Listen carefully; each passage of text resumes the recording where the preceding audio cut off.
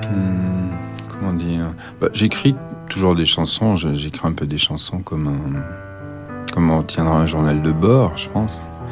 Et j'essaie de mettre toujours de l'intensité dans la vie.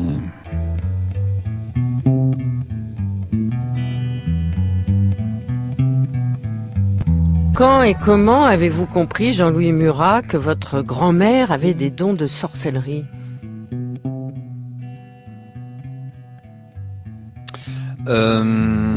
J'aurais tendance à dire après sa mort, mais non, mais je me souviens évidemment de son vivant. Je me souviens une fois le chef des pompiers venant lui demander de faire des prières pour arrêter un incendie.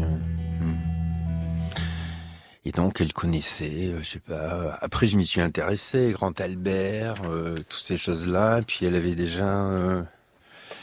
déjà parlé avec le diable, donc moi je le croyais tout à fait. Elle avait porté le diable même une fois en rentrant des veillées. Elle avait son ouvrage, comme on disait, elle avait son ouvrage dans son panier, et qui est devenu de plus en plus lourd. Et c'était un chat noir qui s'était mis dans son panier et qui a sauté. Elle me racontait ça, j'ai toujours cru et je le crois encore. Et il a sauté, il est devenu de plus en plus lourd, il a sauté, il se retournait avec ses yeux brillants. Il lui a dit merci, m'a bien porté. Merci, tu m'as bien porté. Donc voilà, j'ai une grand-mère comme ça. Une fois, elle avait été poursuivie par des loups quand elle ramenait du pain aussi. Et les loups lui avaient rien fait. Elle était toute petite. Voilà.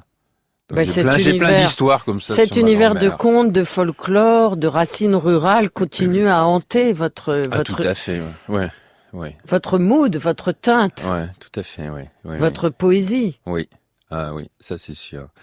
Dans ce sens-là, je me sens très ancré, mais ancré, je dirais plutôt pas obligatoirement dans une réalité strictement auvergnate. Je pense que c'est les grands-parents et les arrière-grands-parents. C'est une sorte de monde disparu où on pouvait croire à des forces qui nous dépassent. Maintenant, c'est vrai qu'on prend un petit rire ironique avec ce qui nous dépasse, mais moi j'ai été élevé par des gens qui croyaient vraiment que les choses nous dépassaient et qui savaient un peu les vénérer, le reconnaître. Un peu comme, je sais pas, aurait fait Ulysse par exemple. Donc ça remonte à une sorte de vieille tradition comme ça où on invente des histoires et on se méfie on essaie d'apprivoiser le surnaturel qu'on considère étant très important dans l'existence. Ce qui n'est plus le cas maintenant. Et alors j'ai l'impression d'avoir eu la grande chance de côtoyer des gens d'un autre temps.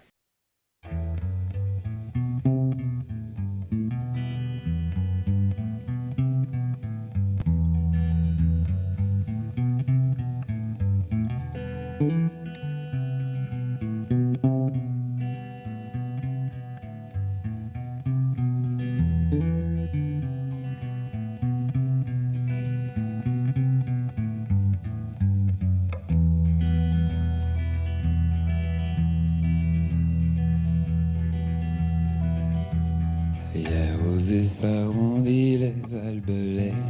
Hier aux essarts la belle s'élevait dans le brouillard qui noyait la vallée. Fille d'or sur le chemin, fille d'amour est venue ce matin. Fille d'or sur le chemin, fille d'azur donne sa blanche main.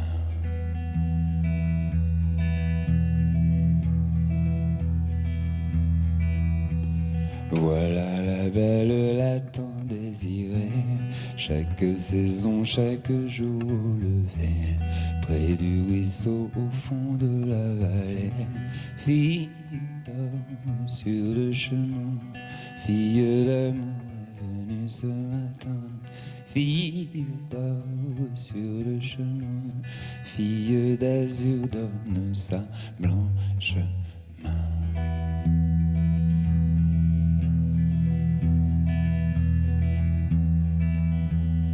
Mon Dieu, c'est vous, mon amour, mon aimé. Dans le matin, allons nous marier. Lavons nos âmes à cette eau de rosée.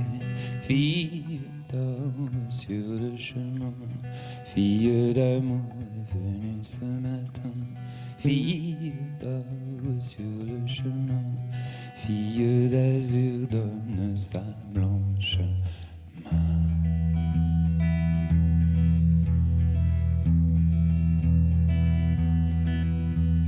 Hier osé sa pendue s'est trouvé, folie amour avait parti l'hiver, où le soleil inondait la vallée.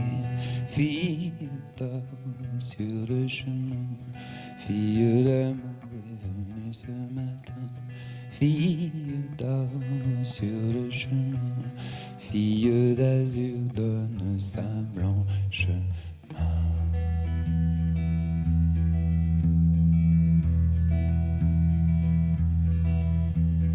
Gardez vos fils de dame pureté, tant de vertus sont diables déchaînés, maudit brouillard qui hante les vallées. Fille d'or sur le chemin, fille d'amour est venue ce matin. Fille d'or sur le chemin, fille d'amour et l'âme du malin.